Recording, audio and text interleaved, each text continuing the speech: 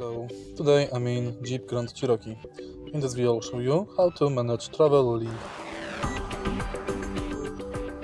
In the beginning, take a look at the screen display. Go to Apps and go to Travel Link. In order to use the Travel Link app, you have to pay Travel Link subscription.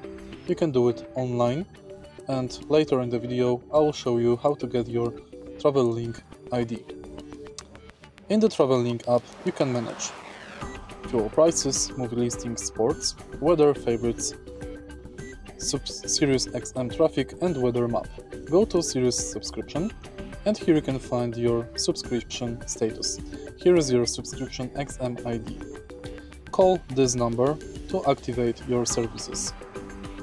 Then you can use everything included in the Travel Link. If you find this video helpful, please leave a like, comment and subscribe.